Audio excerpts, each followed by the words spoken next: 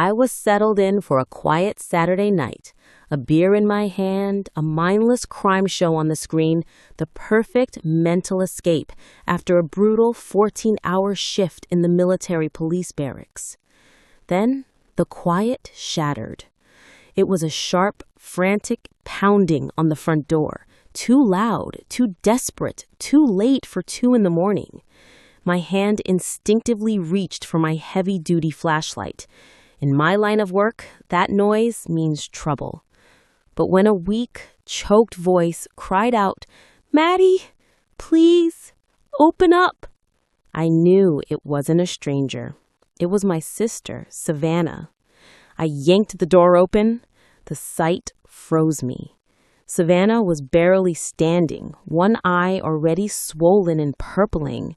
She was clutching her 8-year-old daughter, Khloe, who was silent and rigid in her wheelchair. Savannah collapsed against me with a harsh, agonizing groan.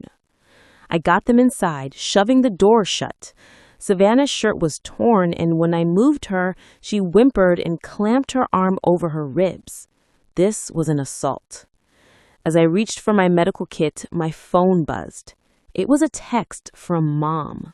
Patricia Blake, the woman who had always preached family loyalty above all else.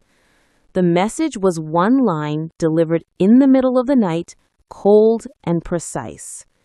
Don't save that cripple. She's a traitor. My own mother had just ordered me to abandon my severely injured sister and my wheelchair-bound niece. The shock immediately twisted into a cold, absolute fury. I put the phone down. "You're safe now," I told Savannah, ignoring the betrayal for the immediate crisis. I found the severe bruise over her ribs. This wasn't a job for a first aid kit. I pulled out my phone and dialed 911. I need to know I'm not the only one who has experienced this kind of calculated family betrayal. If you have ever felt like a black sheep in your own family, type "betrayed" in the comments below. And before we get into the heart-stopping action to come, please subscribe to the Revenge Dose channel and let us know where in the world you're watching from. Thank you for being here. Paramedics and an officer arrived. As they stabilized Savannah, who had 2 cracked ribs, she still refused to name her attacker, her husband, Kyle Merrick. In the back of the ambulance, with the rhythmic thump-thump of the emergency lights, Khloe finally spoke, clutching an old silver locket. She said, "Grandma was there. She told me not to talk about Kyle. He said he'd take me away." My blood ran cold. My mother was present for the abuse, and the threat was custody. At the hospital, after the doctor confirmed blunt force trauma, I pushed Savannah for the full truth. "Kyle's been taking Khloe's disability checks," she confessed, her voice tight with shame. "Mom knows it. She told me to be grateful he stayed. When he hit me, Mom told me to stop making a scene." The worst detail? Kyle's account, where Khloe's federal VA benefits were diverted, was co-signed by Patricia Blake. Mom wasn't just an observer, she was a financial accomplice. I immediately had Savannah sign a power of attorney. I was going on the offensive. Using discreet tracing tools, I pulled up the financial records. The screenshots were damning. Vegas, Florida, luxury goods. Khloe's money was funding their lavish lives. My phone buzzed. A text from Kyle. "You stick your nose in, you'll lose your stripes." I forwarded the threat. They just made the mistake of bringing a domestic dispute into my military and legal territory. The counterattack was swift.